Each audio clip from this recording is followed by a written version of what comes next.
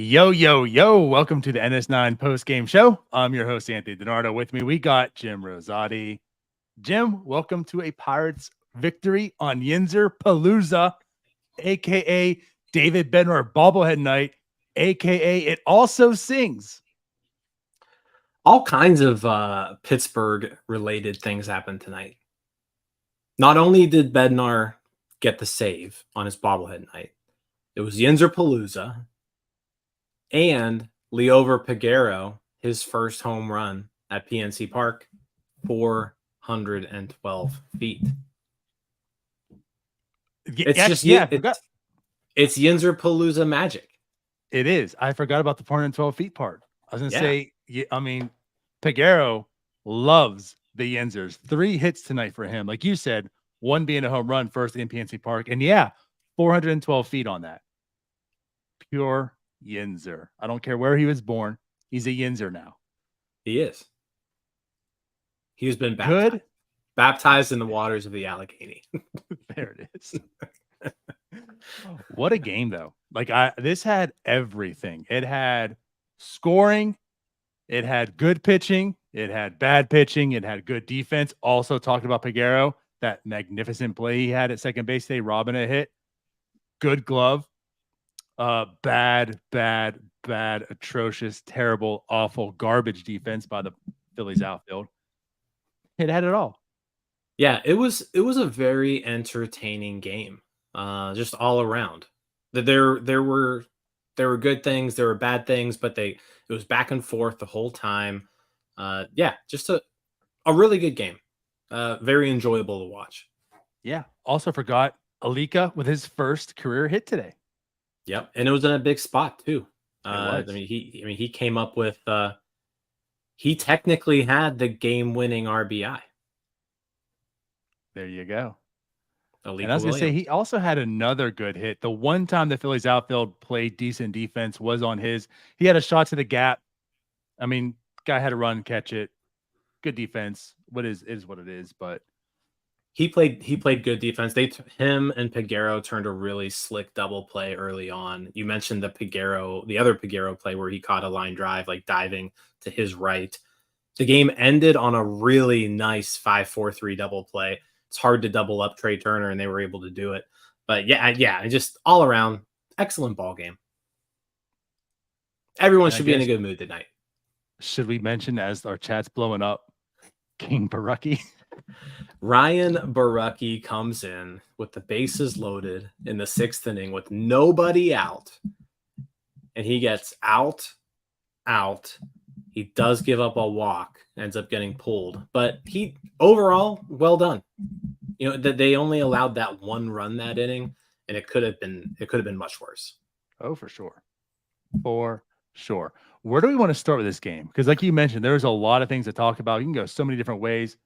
Obviously, the game started with Quinn Priester, who looked fantastic to start the game. I don't know. Where do you want to go? Let's start with the young guys. So I want to point out here. That's all 90% of the team right now. No, I want to point out all 7 runs batted in today were done by guys who were in AAA 3 weeks ago. Endy Rodriguez drives in 4 runs, probably maybe his best all-around game of the year so far since his call-up. He had the home run. Oh, yeah. It was just a very good game. Came through when he needed to today. Like I said, bases clearing RBI triple to really give the Pirates the lead there in the 5th for good. So he picks up 4 RBIs. We already talked about Alika Williams. His first hit drove in the 7th run of the game, which ended up being the deciding run. And then Liover Peguero. We already talked about the home run, but he goes 3 for 4 today with 2 runs batted in. All 7 of those runs. I said those guys were all Indianapolis Indians 3 weeks ago. I thought they needed more development. There's no way they're ready. Clearly, there's clearly no way. Yeah. And this goes to show you, this is why we were clamoring for Endy Rodriguez. Because, is he the most polished hitter in the world right now? Is he doing what he was doing last year or the year before? No, but he's now got a weighted runs created plus, DiNardo, almost 4 times that of Austin Hedges. He's basically 4 times the hitter that Austin Hedges is right now. That's the difference. Like, that's what we're talking about when we're saying, like, this guy needs called up. Is he absolutely like at his peak potential? No, he's not. But I think you can really see this past week or so, Andy Rodriguez is looking a lot more comfortable at the plate, a lot better at bats, and today was just a great game for him. No, you actually make me think of a good point. I wanted to talk about this, but now let's actually bring the numbers up. Remember a week ago when I think it was on Starbucks when we talked a little bit about Endy, and he brought up the question, which I know was not a valid question. It wasn't like you were truly thinking about it, but it was a question, right? Should we be worried about Endy? Because at the time he had like 9 strikeouts, something, and like 11 at bats. There's a lot of strikeouts. Yeah. Should we be worried about Endy Rodriguez at this point in time? And we both talked, discussed it out. We shouldn't, right? Like, this isn't something he's done. It's just small sample. It's welcome to the big leagues. I'm not worried. His K rate's down to 32%. Since July 22nd, coming into today, he struck out. He has a 10% K rate. So today it's going down. It's normalizing, Jim. Like you said, he's got a 97 weighted runs created plus coming in today. Since that point of time, 111. So like you see him, he's performing a lot better since. And he looks good behind the plate too. Like you're seeing him getting caught stealings at second base. You're seeing him frame pitches.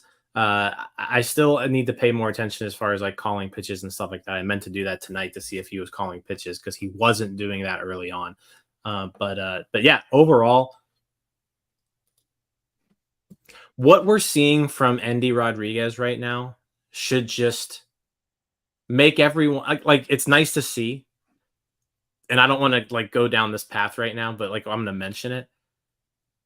The Pirates thought Austin Hedges was better than this for like a long time.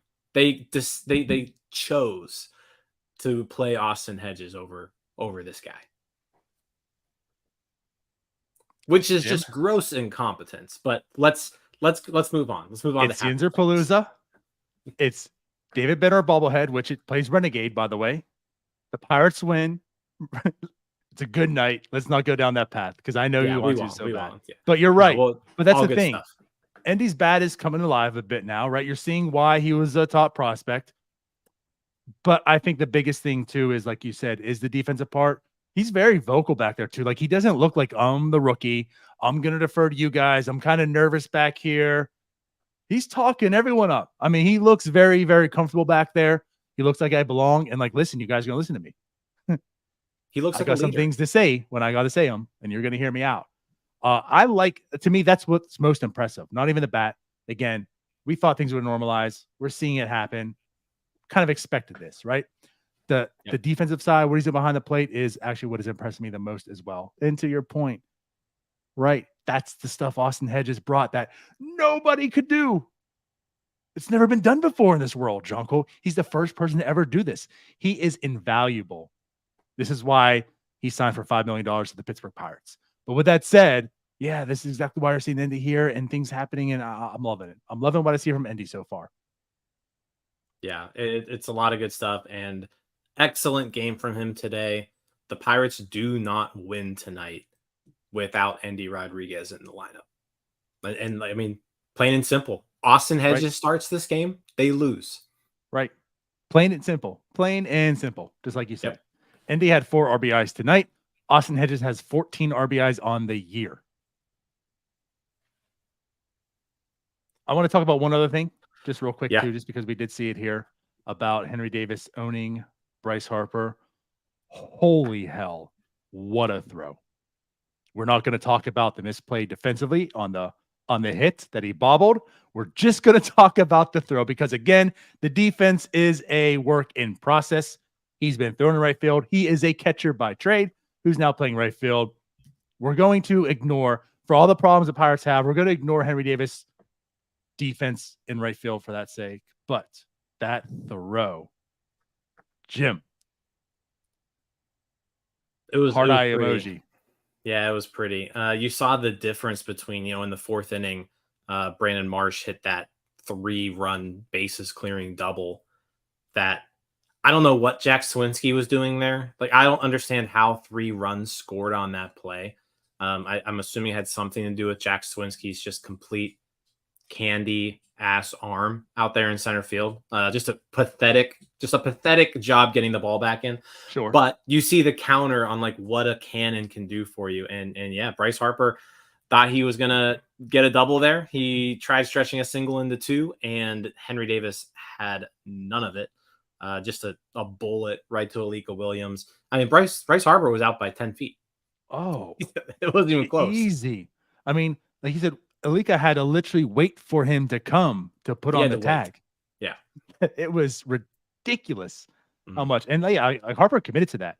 And like, as soon as he's rounding, you're thinking in your head too, because again, like us seeing Henry Davis knowing the arm, I was kind of wondering what's going on here. He's actually running, he's taking off, and you saw the throw. And yeah, it was just pure amazing. Like I said, that ball, he wasn't even halfway to second base. I felt like when you saw the ball enter the screen, and then Williams just got it and just sat there. Like, I was going to camp out here till you come meet me, and made the tag. So that's what is exciting about Henry Davis. Give him a full off season, learning defensively in right field. Maybe there's an asset there too overall, but that arm is just, that's why you want to see behind the plate though too. Yeah, the arm's nice. I mentioned it probably a week or so ago, but his arm is the best outfield arm I think I've seen from this team since Jose Guillen. Like, I got to go back that far. Now, I still don't think he's in Guillen's like territory, because like Guillen's arm was really special, but like I think he's the best since then.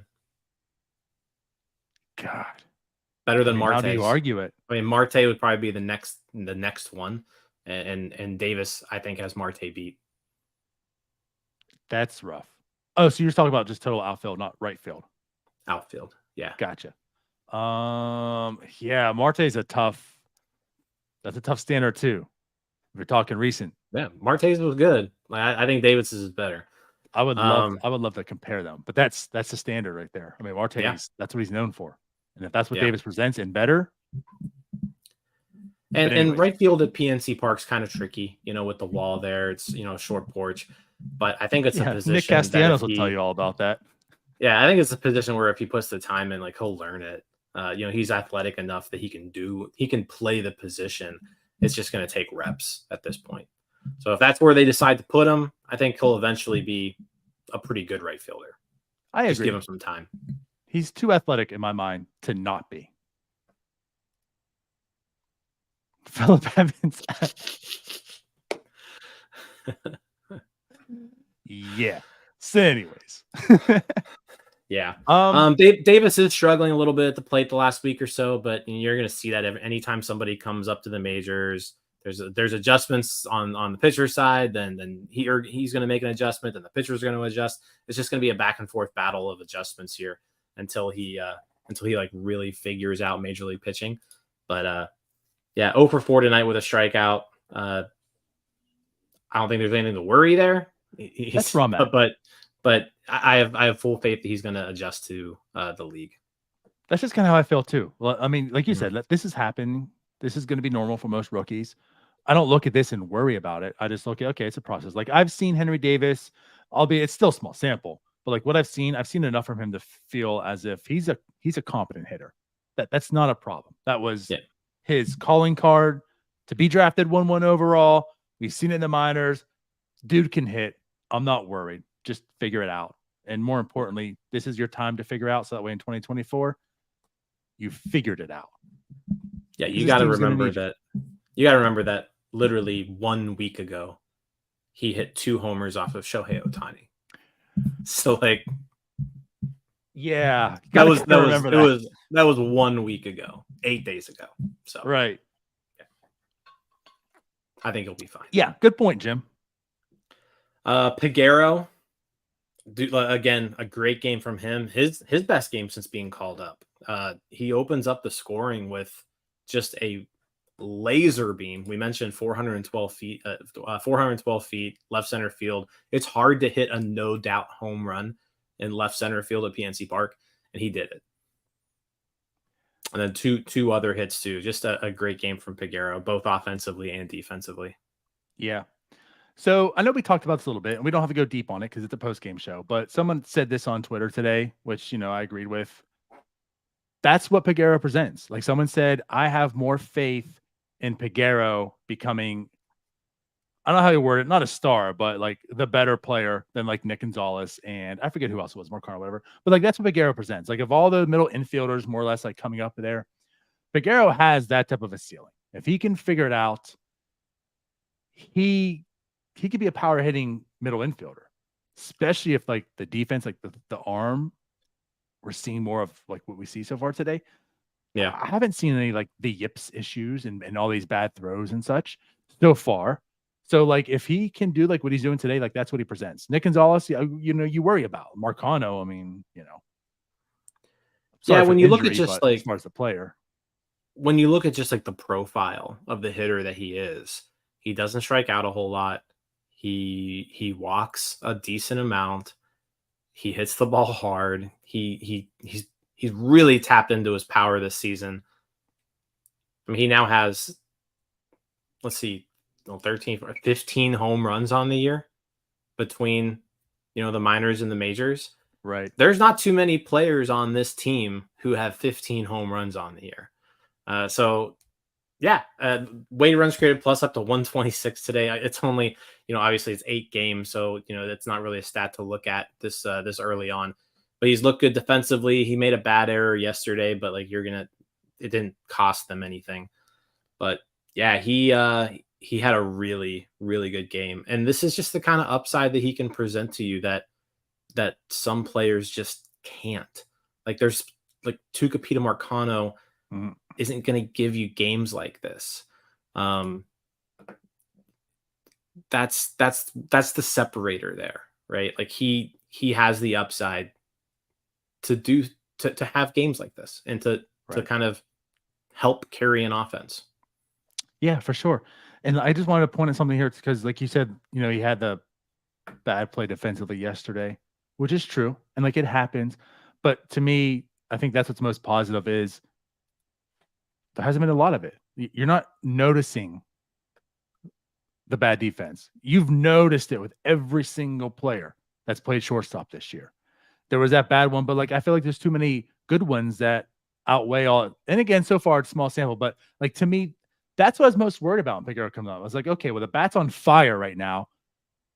He has the offensive profile is pretty good. Like I could see him producing, right away, maybe a little bit to a degree. I was like, but I'm worried about the defense. And so far, that has not worried me at all so far. Again, like with that one bad play yesterday, oh, well, it is what it is. Like that happens. But you see this good play and that good play. And again, like I keep going back to the Triolo one, like the one that bounced off Triolo and he snagged it and just threw and just gunned down that ball to first base, which was his problem, And it's like, damn, okay, Peguero, I'm on alerts. Are you actually a good defender? And again, like you said, so far so good. So back to the ND stuff, right? Like you're happy to see what he's doing behind the plate with Peguero. That's what's kind of enticing me some more with him. I'm kind of excited about what I'm seeing from him defensively.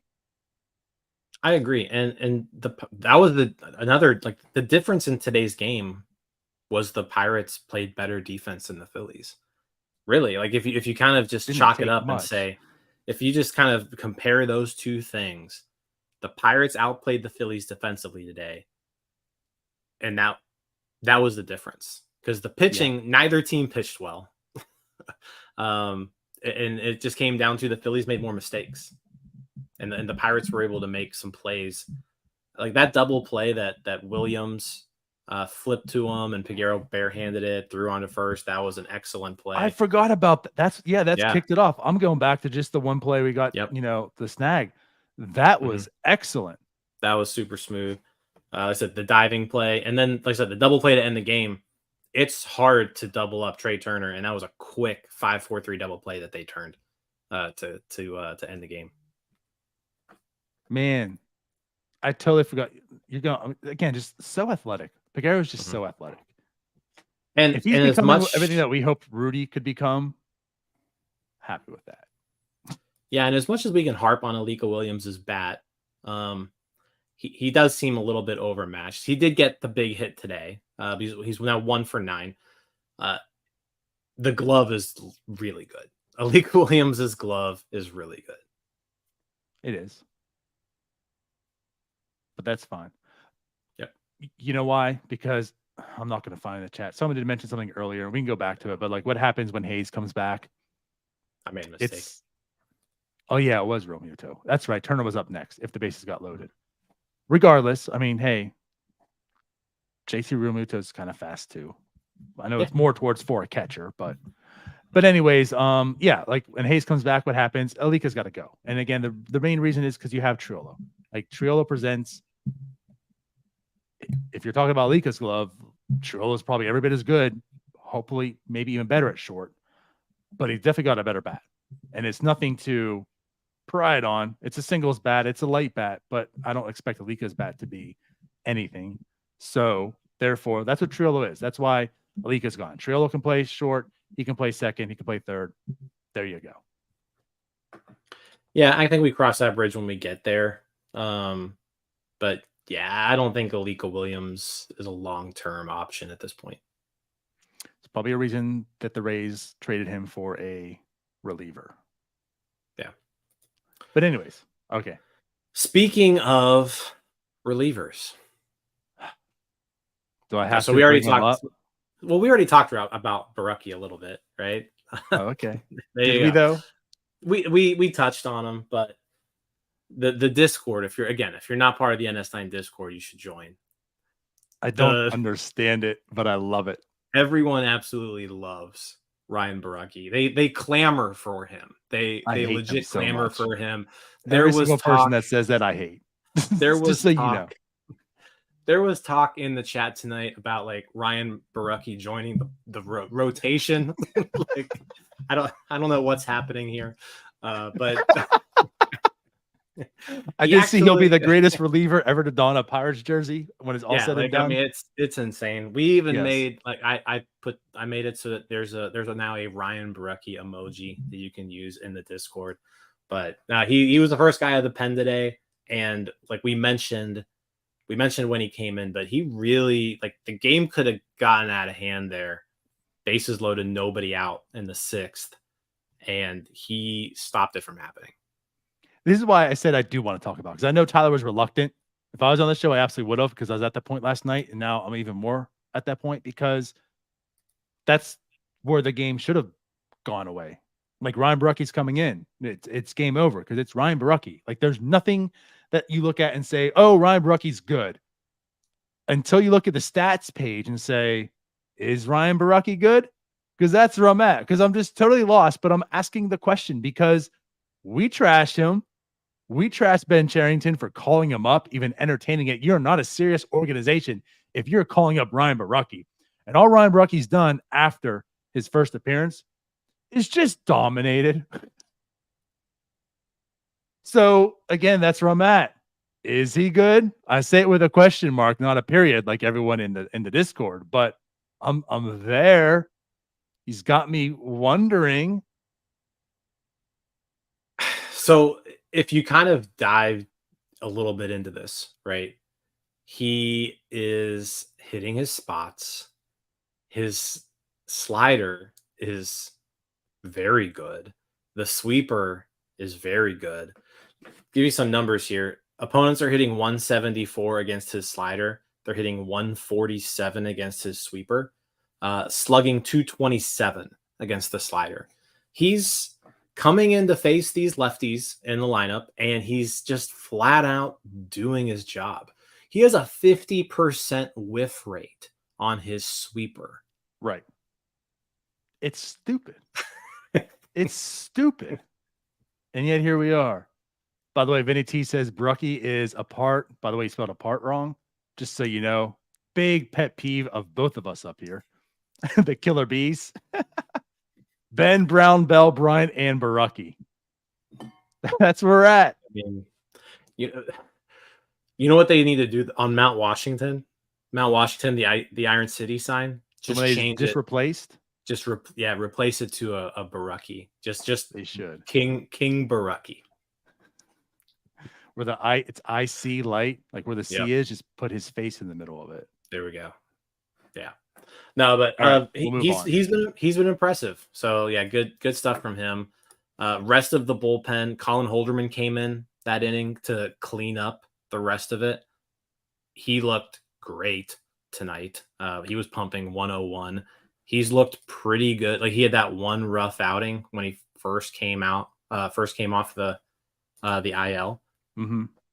But he's been good ever since. Like he's put together 1, 2, 3, 4, 5, 6 straight scoreless appearances now. So really good stuff from Holderman.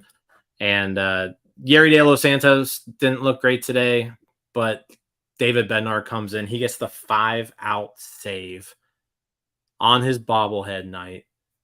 30 pitches, strikes out 3. He made it interesting, but gosh, he's just so good right now. He's so good. What I find, just to say real quick about Holderman, early on in the season, we talked about Holderman, how he caused himself to get into a lot of jams, but then he got out of them. And that was nice to see, but was like a little bit worrisome. And that's why I'm still like, I like his talent, I like stuff he has, but like there's still always a part of me that's worried about him, Mm-hmm.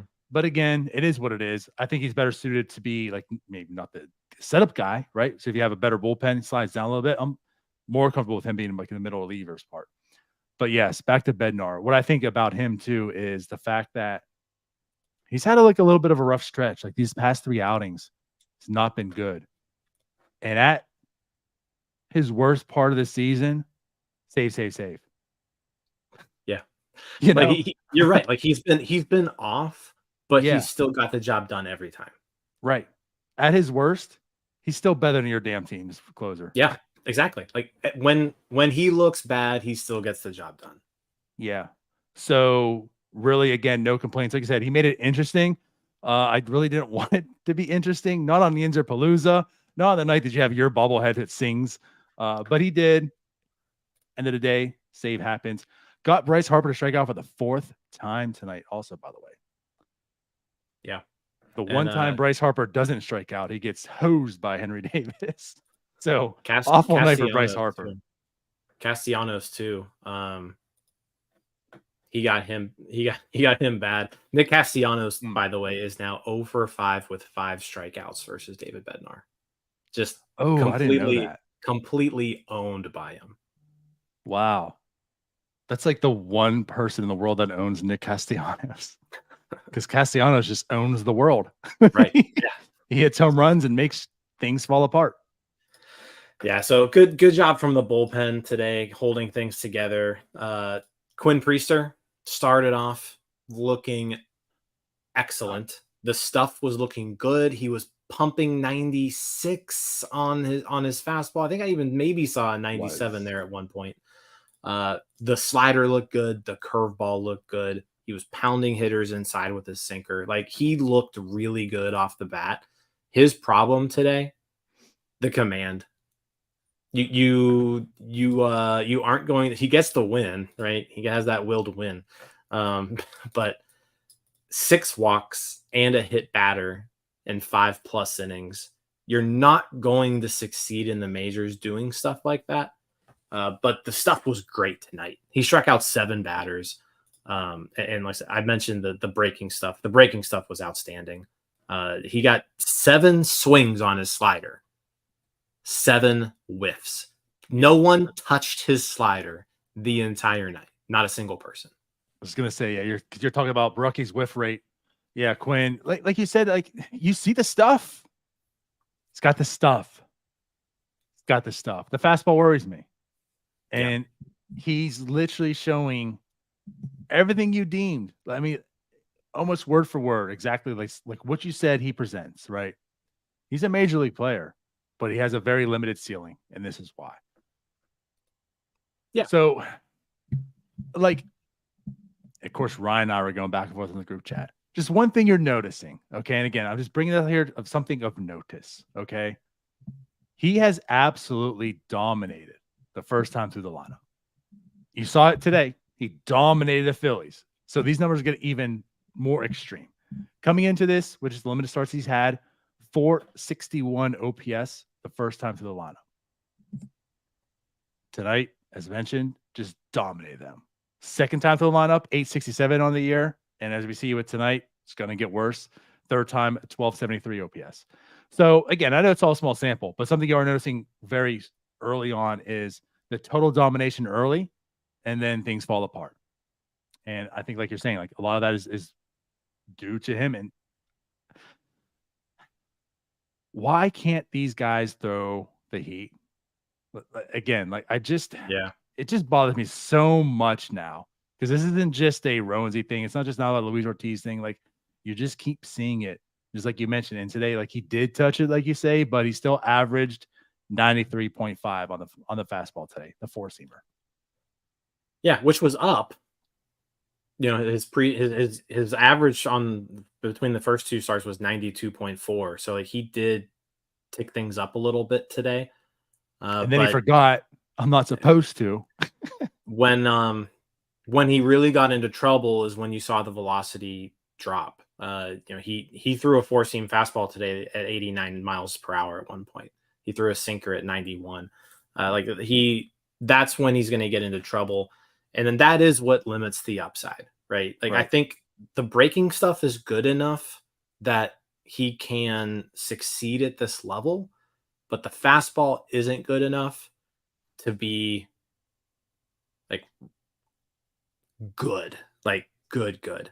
I think he can be competent because, like, again, for going back to the breaking stuff, a total of 11 swings between his slider and his curveball today, and they missed on 10 of them. Right. 10 for 11 were whiffs. The fastball, on the other hand, 9 swings on the sinker. He only missed 1 bat.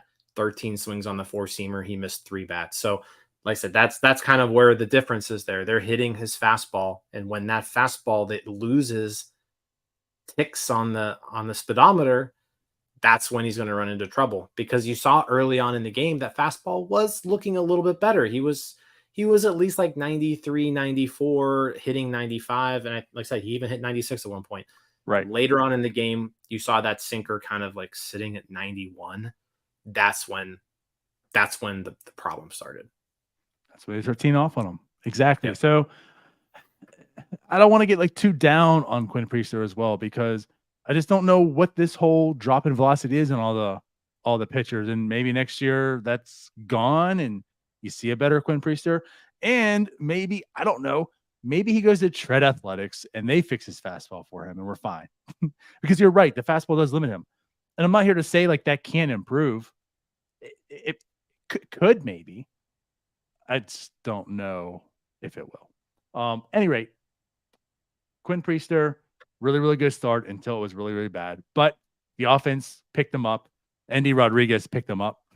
And enough for the win, for sure. So at the end of the day, he was better than Aaron Nola. There you go. And when you're facing Aaron Nola, all you gotta do is just be better than the other guy. And he was. So good for him. Earns his second, right? Yeah, second major league win. He's now 2-1 with a 9.19 ERA for the Pittsburgh Pirates. Right? For the worst offense in the league. He's 2-1 with a 9 ERA. Makes all the sense in the world. Yeah. All right. Yep. Anything else that we want to discuss? Does Rich Hill start tomorrow? Yes or no? Ooh.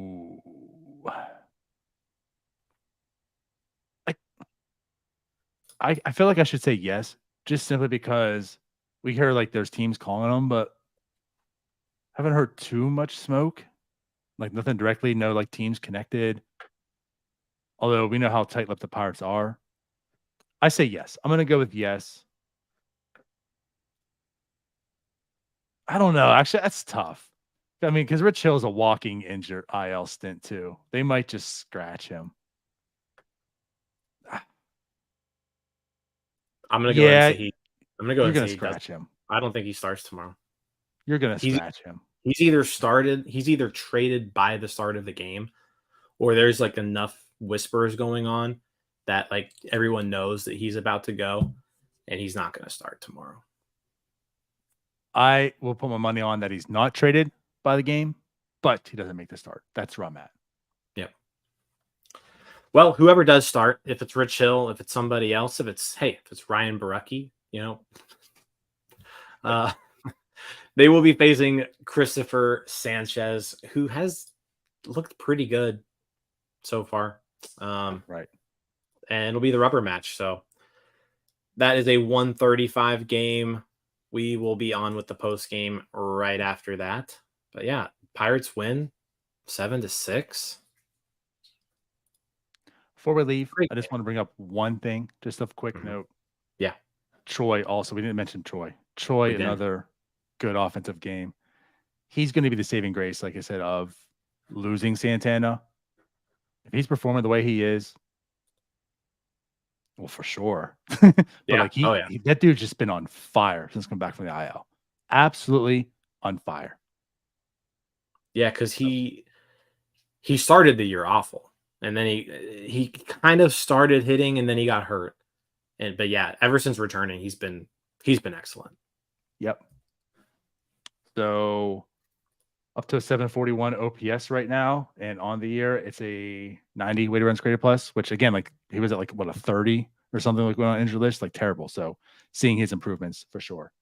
But yeah, that's all. So we can jump out of here then. It's been 37 minutes, but it's Yinzerpalooza. We had to celebrate. Yeah, absolutely. All right. Well, I guess we'll see you all tomorrow. Until then, bye-bye. See you guys. Hey, you all. Thank you for watching. I know we try to provide the most entertaining content that we can, and we'd love to spread it to as many people as possible. So I know it doesn't seem like a lot, but if you could take the 5 seconds to like this video and subscribe to the page, it helps out so much more than you know. Thank you, and let's go Bucks.